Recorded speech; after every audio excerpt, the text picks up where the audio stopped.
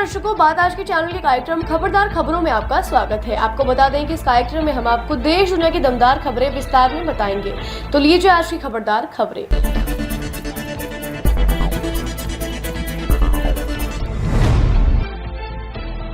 दिल्ली की नई मुख्यमंत्री के रूप में अतिशी आज शाम को शपथ ग्रहण करेंगी।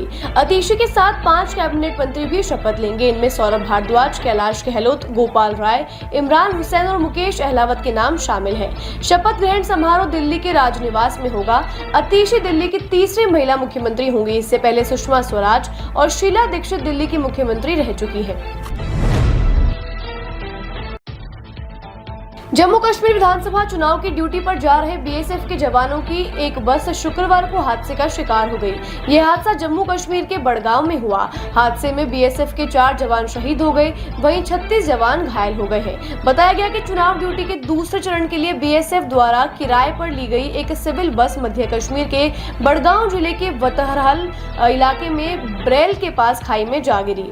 मृतकों में एक राजस्थान के धौलपुर जिले का निवासी बताया जा रहा है। वह निर्वाचन आयोग और प्रधानमंत्री ने इस घटना पर दुख व्यक्त कर मृतकों को श्रद्धांजलि दी और घायलों के जल्द स्वस्थ होने की कामना की।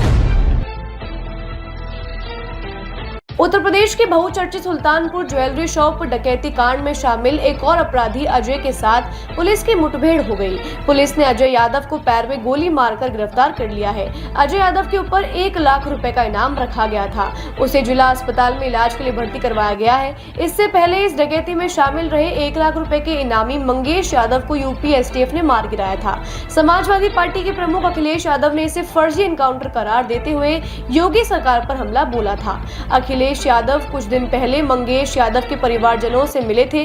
परिवारजनों ने आरोप लगाया कि पुलिस ने घर से उठाकर फर्जी एनकाउंटर किया है। अखिलेश ने उन्हें न्याय का भरोसा दिलाया है। अखिलेश ने सरकार से मजिस्ट्रियल जांच की मांग की है।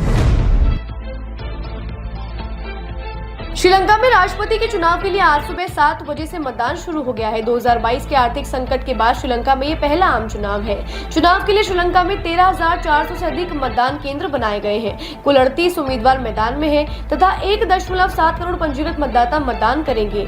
वहीं चुनाव कराने के लिए 2 लाख से अधिक अधिकारियों को तैनात किया गया है और उनकी सुरक्षा के लिए 63,000 पुलिसकर्मियों को तैनात किया गया है। इस चुनाव में त्रिकोणीय मुकाबला देखने को मिल रहा है, जिसमें मौजूदा राष्ट्रपति रानिल विक्रमसिंघे को एनपीपी के अनुराग कुमार और एसजेबी के समागी जन बालवेग्या प्रेमदासा से टक्कर मिल रही है।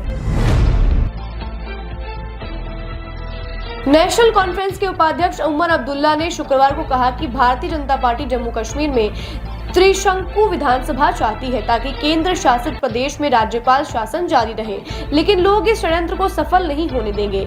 उमर अब्दुल्ला ने बड़गांव जिले में संवाददाताओं को जानकारी देते हुए बताया कि भाजपा का प्रयास है कि चुनाव में कोई स्पष्ट परिणाम न आए ताकि वे उच्च न्यायालय को बता सके कि उन्होंने चुनाव कराया, लेकिन अगर किसी को जनादेश नहीं मिला तो उनकी क्या गलती। अब्दुल्ला ने कहा कि लोग इस साजिश को समझ रहे हैं और यह विश्वास जताया है कि नेशनल कॉन्फ्रेंस और कांग्रेस गठबंधन बहुमत तक पहुंच जाएंगे।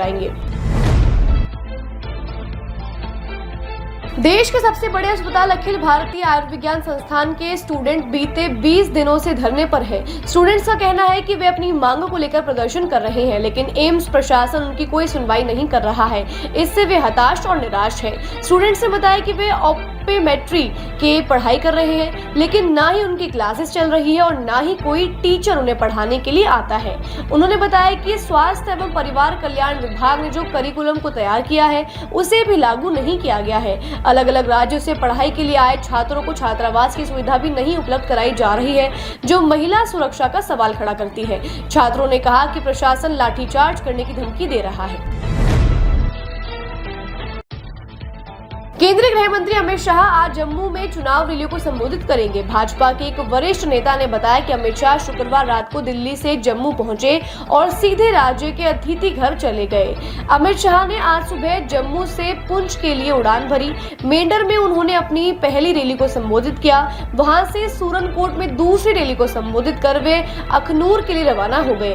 गृह मंत्री अमित शाह का थाना मंडी और राजौरी में भी रैलियों को संबोधित करने का कार्यक्रम है। वहीं जम्मू कश्मीर बीजेपी के अध्यक्ष रविंदर रैना के समर्थन में रविवार को नौशेरा विधानसभा क्षेत्र में एक चुनावी रैली को संबोधित करेंगे।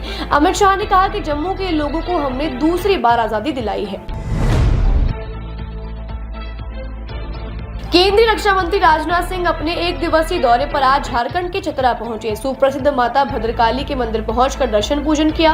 पूजा के बाद यहीं से उन्होंने झारखंड सरकार के खिलाफ परिवर्तन यात्रा की शुरुआत की। इसके बाद राजनाथ सिंह ने इटखोरी स्कूल मैदान में पहुंचकर एक जनसभा को संबोधित किया। जनसभा के बाद में उन्होंने मयूरहंड में एक रोड शो भी किया। राजनाथ सिंह ने बताया कि पिछले 5 वर्षों में झारखंड में सोरेन सरकार ने जो भ्रष्टाचार किए हैं उससे झारखंड 20 वर्ष पीछे चला गया है।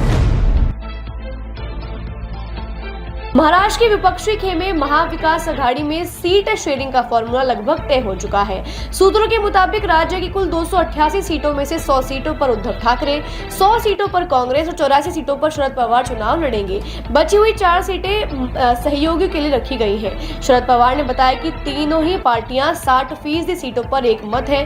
विपक्षी खेमे की कोशिश थी कि चुनाव से पहले ज्यादा समय न गवाते हुए सीटों का बंटवारा तय कर लिया जाए और आगे पार्टियां अपनी तैयारियों में जुट जाएंगी। एक बात साफ हो गई है कि उद्धव ठाकरे कांग्रेस और शरद पवार के साथ ही विधानसभा चुनाव लड़ेंगे। आपको बता दें, लोकसभा चुनाव में भी तीनों दलों की तिकड़ी ने राज्य की सत्ता पर काबिज एनडीए की सीटों में सेंध लगा दी थी। उसके बाद से ही एमवीए के हौसले बुलंद हैं। जम्मू कश्मीर के रियासी में सुरक्षा बल और आतंकियों के बीच मुठभेड़ चल रही है। सुरक्षा बलों को जानकारी मिली थी कि शिकार इलाके में कुछ आतंकी मौजूद हैं। इस पर सुरक्षा बलों की संयुक्त टीम ने कल रात से सर्च ऑपरेशन शुरू किया। सुरक्षा बलों की कार्यवाही को देखते हुए आतंकियों ने सुरक्षा बलों पर गोलीबारी शुरू कर दी। इस पर सुरक्षा बलों ने आतंकवादियों को घेर लिया और जवाबी फायरिंग शुरू कर दी। 2 दिन पूर्व राजौरी में भी सेना ने मुठभेड़ में 2 आतंकवादियों को मार गिराया था और आज भी रियासी में 2 आतंकवादियों के होने की खबर बताई जा रही है। जम्मू कश्मीर चुनाव घोषणा के बाद से जम्मू में आतंकी घटनाओं में बढ़ोतरी दिखाई दे रही है। वहीं अमित शाह के दौरे को लेकर भी सुरक्षा बल सतर्क और चाक चौबंद दिखाई दे रही है। खबरदार खबरों में आज के लिए बस इतना ही। कल फिर नई खबरों के साथ हम होंगे आपसे रूबरू। नमस्कार।